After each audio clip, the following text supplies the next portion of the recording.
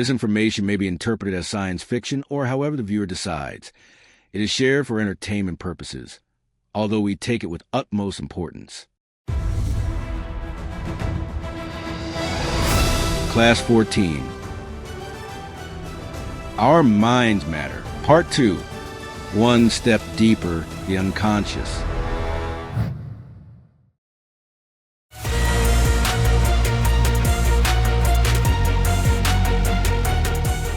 Hello again! How are you today? Are you ready to continue with the subject we developed in the previous class 13?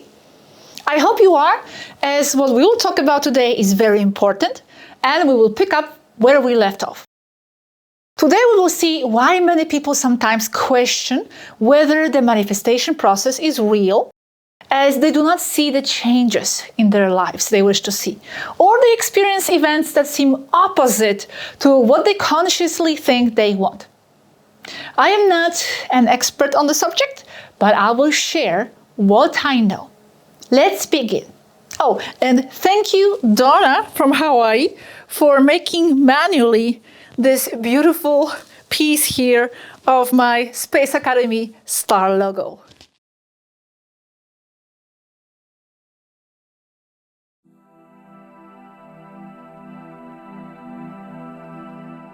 First, and this is not the key part of the video yet, although essential too and related, the manifestation in the physical reality is actually and usually slower than in the so-called more spiritual realms, where life is more energy, not so dense. For something to manifest here, to exist, it must be sustained as an idea that is focused and constant, not contradictory, doubtful and dispersed. Not to mention, it must or should be accompanied by the actions and changes to one's life as part of the vibrational compatibility with what we want, mentioned in the previous episode. And this is where most people fail. They think they want something really bad, but at the same time, their focus is scattered, weak, not taken seriously, perhaps even sabotaging itself for different reasons. And so what is emitted is a signal that is confused and self-conflicting. It doesn't produce the result, pushing an individual even more into the self-perpetuating convictions of one's own incapacity and lack of creative power. This was explained in a nice way here. Your wants are relegated to being like unfinished plans in your mind, dispersed and non-focused, because you tend to jump from wanting one thing to another, and then to a third, and then back to the first. This is similar to being on a ship at sea, and wanting to go to several ports at once. But knowing that you can only go to one at a time, you set a course to one, but you change your mind to another half an hour later, and then to yet another. Your ship will obviously reach no port, and you will only be moving round and round erratically in high seas. Think of life as that sea in this case. To manifest anything in your life, you need order and clarity in your mind, and that will reflect on the reality you experience. You must know what you want, and then move in that direction, because wanting something clearly and with focus is not enough. And this is important. How many of us feel we want something, but then begin to feel doubt, insecurity, conflicting ideas, self-talking to each other within our head? You may want something badly, but it does not manifest immediately because you still must process internally how badly you want it, and if you indeed want it at all. And even if we do concentrate on that one thing we want, how many of us take real, practical, self-confident steps towards it? I can tell you from the experience with some of the people I know, not many. And that is because people very rarely truly know what they want, or what they want is not properly defined, believed in with courage and patience.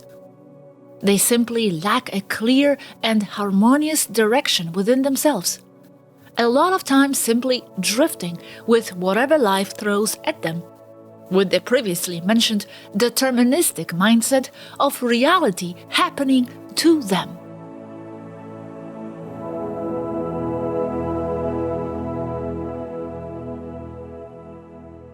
Okay, it is precisely here that we will look at the deeper level of the creation process and at what else is important apart from simply wanting something. As I said above, people very often begin to doubt that it is really possible to achieve that something. They question it. Fears and insecurities may creep in, and many thoughts and emotions may arise around the desired goal. And where is all that coming from? Well, that whole array of attitudes and interpretations regarding the situation they desire comes not only from what they think they want on the conscious level, but also from the accumulated set of ideas and stored preconceptions about themselves and the reality around them, shaping their everyday life from the levels we call the subconscious and the unconscious. This includes all the assumptions, impressions, and beliefs carried from the past into today, most of them built into our psyche throughout life, many of them since a very young age, about what is possible and what is not, what is achievable and what is not, what is hard, what is easy, where my limits are, what I can or cannot do, where I will fail and where I will succeed, etc. In other words, they are the previously mentioned perception agreements we hold about ourselves and life, coming from the individual programming one has been subjected to, and from the collective one as well. Whether we are able to focus on something with enough creative energy and whether it will manifest with less or more time and accuracy will depend on those preconceived, ingrained, and very often difficult to see ideas within oneself about the desired subject.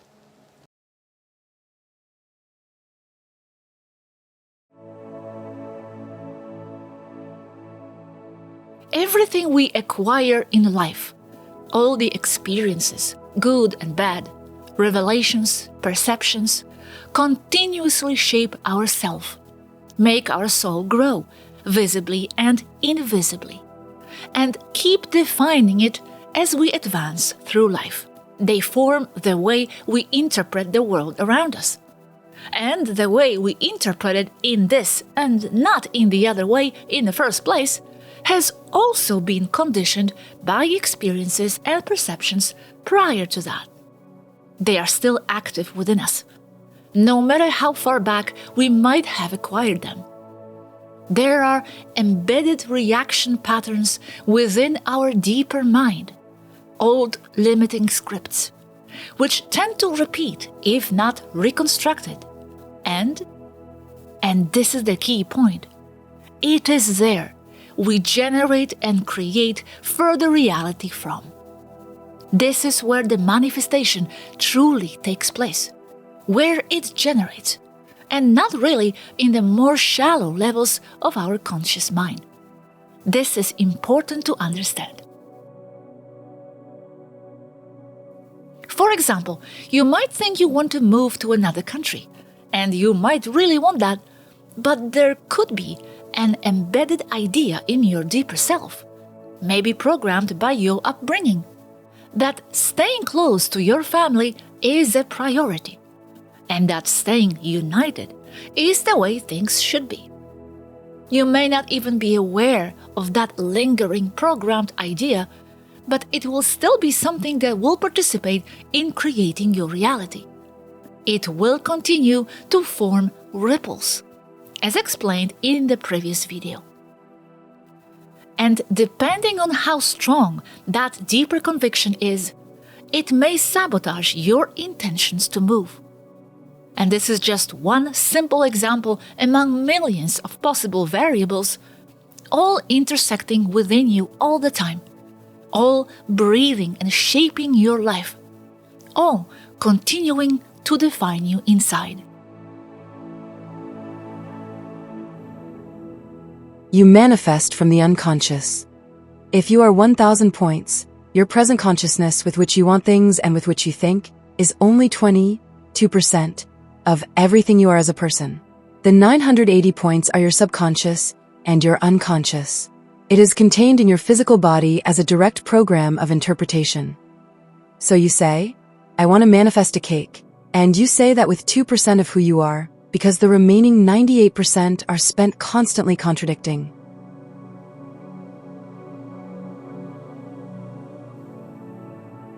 At this point, you will ask, what is the difference between the subconscious and unconscious? Simply put, the main difference would be that the subconscious is just a layer below your conscious mind, storing, processing, and operating some of your simpler memories, daily habits, and information, while the unconscious is a much deeper realm of suppressed or simply harder to access drives, impulses, traumas, ideas, reactions, more complex memories, etc. You manifest from both levels, and from the conscious ones too, of course, especially if congruent with the others. You manifest from the entirety of your being. You manifest who you are, not what you want. And this is crucial. Know who you are on all levels of your being. Study your inner world and your programming, voluntary and imposed, and you will master the art of manifestation.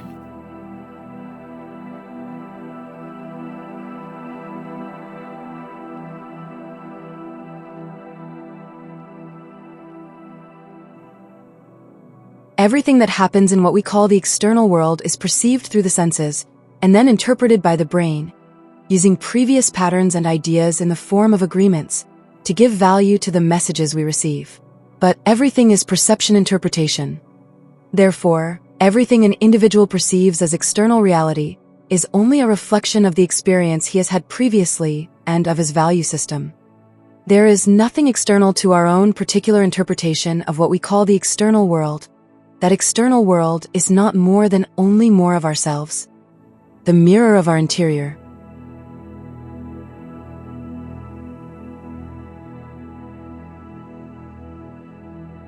I'll give you a real-life example of this.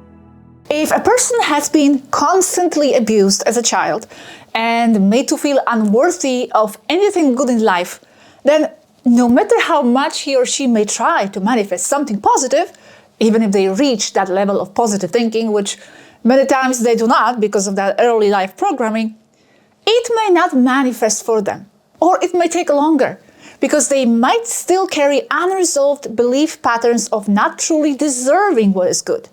They might only create more loops of failure for themselves that will further confirm and cement that ingrained idea of not deserving anything positive.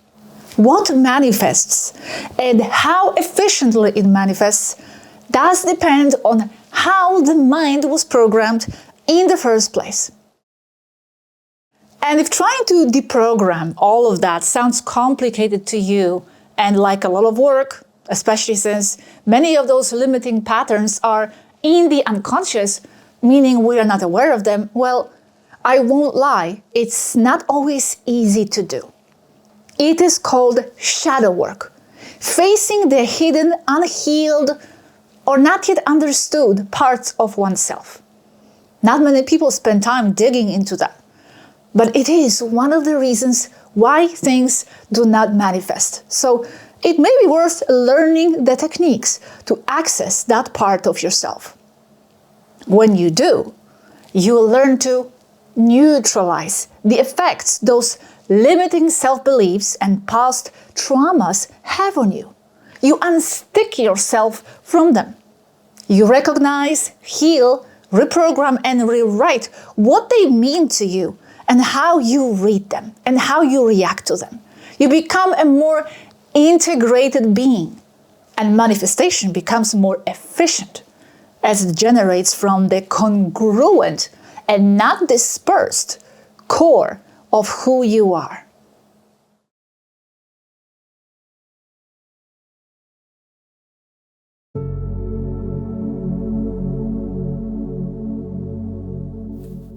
There is a lot of information, teachers, and practices out there to help you with the shadow work, so we won't go into it at the moment.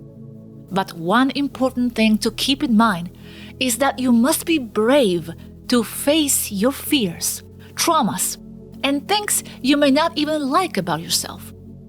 You approach them with patience and acceptance, even the negative qualities you uncover, as those define who you are too.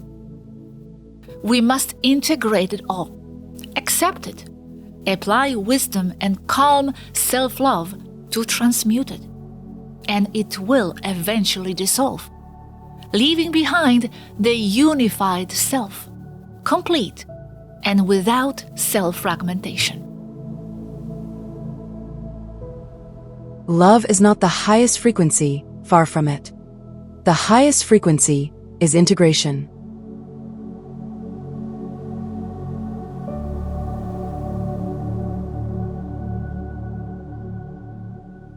The more integrated you are, in touch with your shadows, inner contradictions, confusions, self-doubts, and even dark sides, the more powerful your manifestations will be. Call it congruency of self, when what's in your innermost being is harmoniously aligned with what you know and think of yourself and the reality around on the conscious level.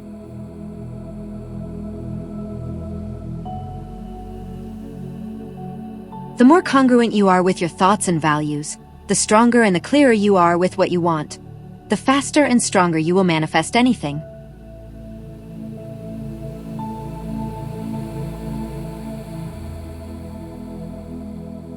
In order to bring out more positive manifestations into life, and since what you manifest reflects very directly a lot of what you carry inside, changing your inner world first, becoming the best version of yourself you can be, is an essential step forward. You can't change what you experienced in the past, but you can heal and reprogram the inner relation to whatever it was, the meaning it carries. You are not the victim of your past or ingrained reactions and self-perceptions. You can transform your inner world with the power, intention, and focus you hold today. Know that you can.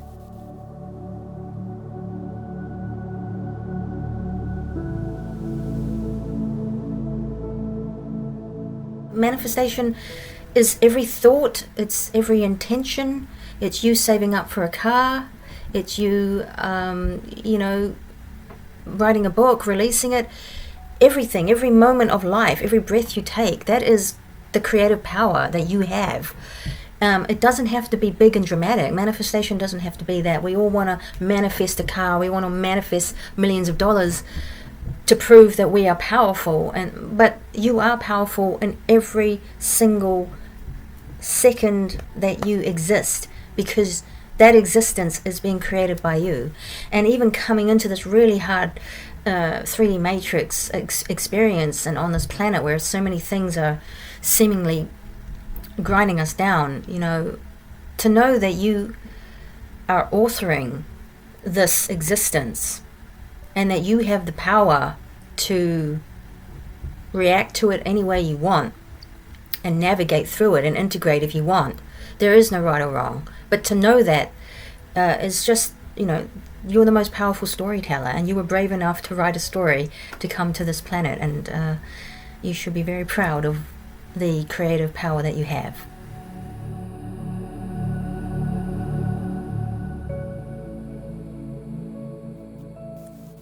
Fix yourself on the inside, step by step and patiently, and a lot of that will get reflected in the reality around you. Even the will towards that goal will reflect. if sustained and strong.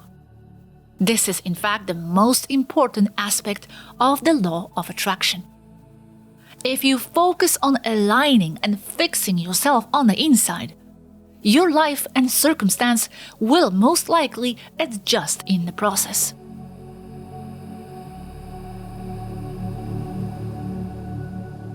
You are your circumstances, the world you live in, and how you perceive it is only a reflection of who you are. The exterior world is the manifestation of who you were before and who you are today.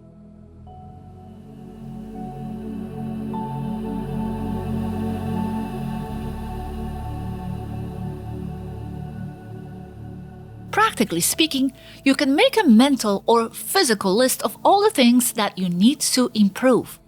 Many of them already leaked into your subconscious and running at the back of your mind as a computer program.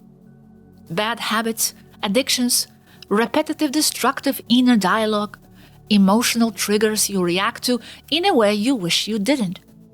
We all have that baggage we have created throughout our life. Be aware of that baggage and the frequency you emit at all times. Learn to control it. Matrix is designed to cause a reaction in you.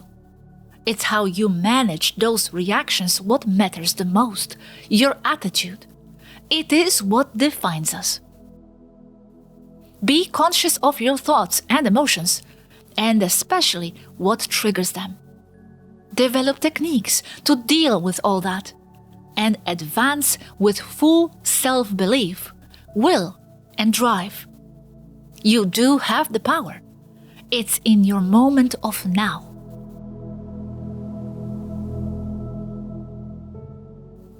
Do not be afraid to let go of toxic situations and even people who you feel are not in support of your changes and who seem to block your progress. Remember something very important. You are the result of the average content you consume, the information you read and incorporate in you, and of the people who you interact with the most in your life. What you choose to surround yourself with is a direct reflection of who you are, but it is also something that, in turn, continues to shape you for the present and future moment. Be aware who you let into your reality, the conversations you are having, the beliefs you are being given and accepting, the energy you are allowing into your life. Be the master of your circumstances, never at the mercy of what seemingly happens to you.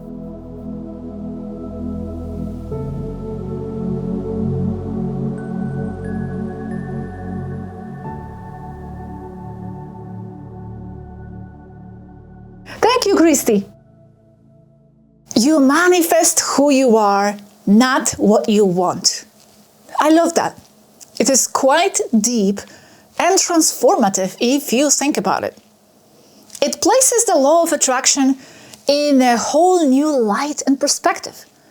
And that is why the law of mirrors is a much better term.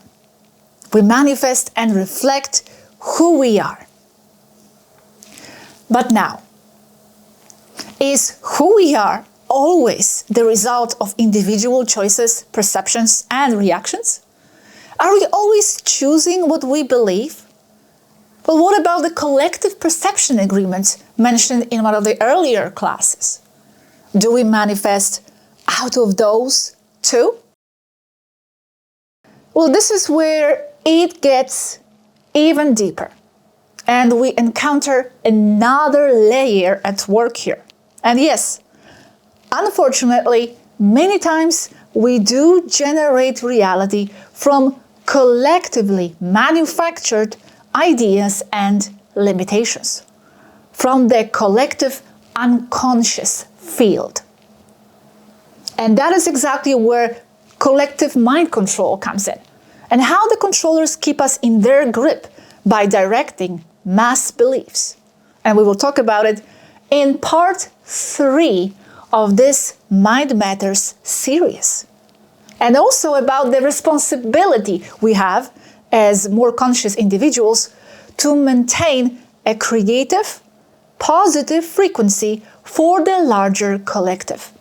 Yes, the more coherent and powerful our inner selves and manifestations are, the more influence we have on shaping the larger reality of the collective unconscious. Sounds incredible, right? Well, I will explain all of this in the next episode. It is super interesting and important. Before I let you go, and I am not letting you go just yet, stay until the end for a very nice comment from Svaru Oferra, one of our past contacts from up there. And I promise to explain a bit more about who they are quite soon. Let's listen to Priya from the UK as she eloquently summarizes this topic in her own words. She's using the term subconscious here rather than unconscious, but that is because it is often difficult to know precisely where one begins and the other ends. These two realms overlap.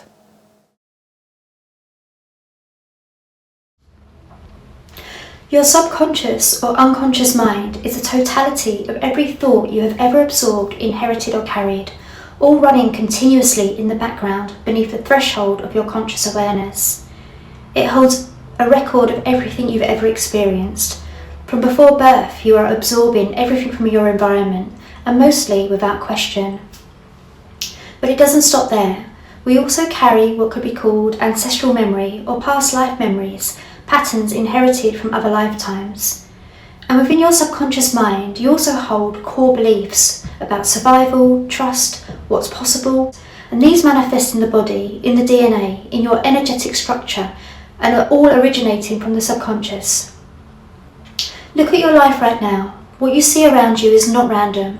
It is not only circumstance. It is precise, accurate readout of your dominant subconscious frequency. The field does not respond to only what you want to believe. It responds to what is actually running in your subconscious. And this is why patterns repeat themselves. This is why people find themselves in the same relationship but just with different faces. And why financial struggles persist despite every effort to change them.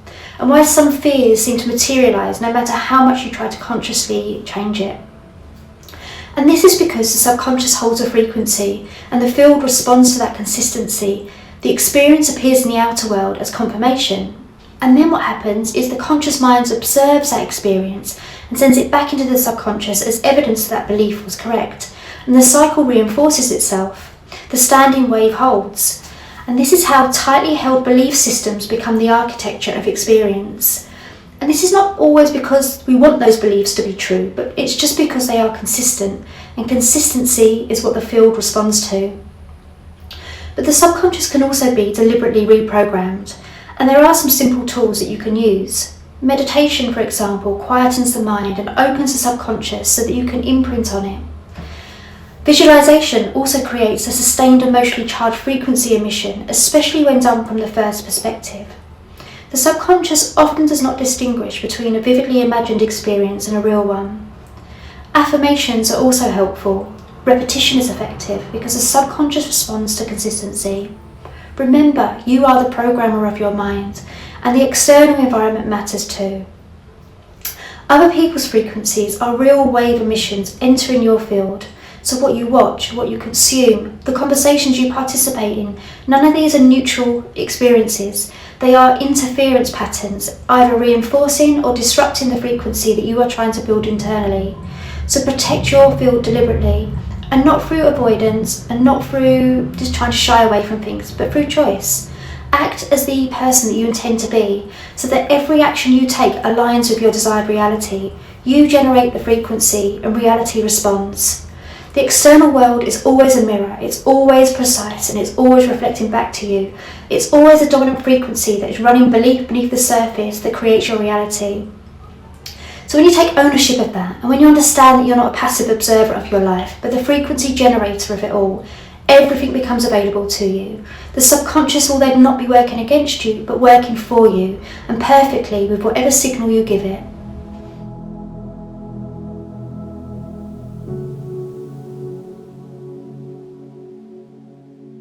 Nicely said. Thank you so much, Priya, for your thoughts. We appreciate them. Priya also mentioned something here that I did not go into yet, and that is past lives and carrying things within the subconscious or unconscious from there as well. And that is true. We do. But I purposely avoided that for now so as not to make the subject overly complicated. We will get into it in the future. For now, I will say goodbye. We will continue this series soon with part 3. But as a surprise, before part 3, I will do a quick off-script episode where I will share unscripted personal thoughts and experiences on this subject.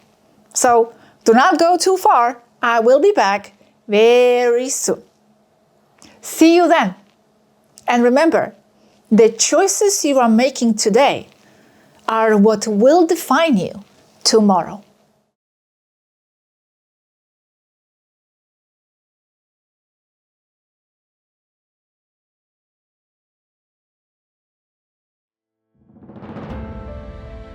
I want you to know that you are not physical meatbags, that you are magical and eternal beings, creators of worlds, that you are not powerless. In fact, you are the only ones that have any true power. That's why they keep you ignorant and mind-controlled into believing a false reality that only serves a few. You are needed because you are the true creators.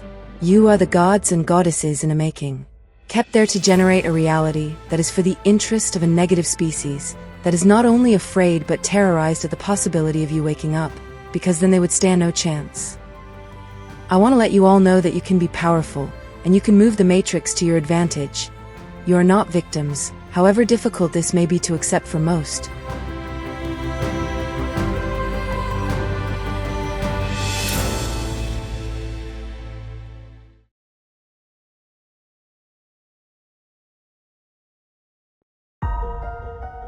Summary.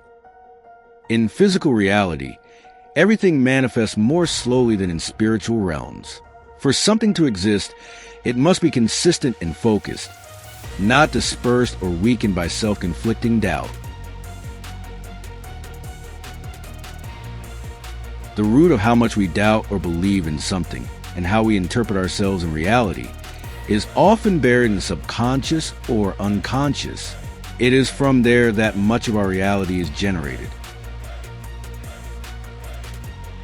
Reaching those areas of ourselves and taking charge is called shadow work. It is a step toward reprogramming self-limiting beliefs and ideas. Integration is the highest frequency. Refine yourself internally. Become the best version of yourself you can be, and it will be reflected externally. Let go of everything that hinders your progress. Toxic habits, people, and situations. Be mindful of what you allow into your reality, what you consume mentally and energetically, as it will continue to shape you. Align yourself on all levels of your being, and what you want will reflect who you are and vice versa. You manifest who you are on both conscious and unconscious levels. Not only what you want with the limited conscious part of yourself.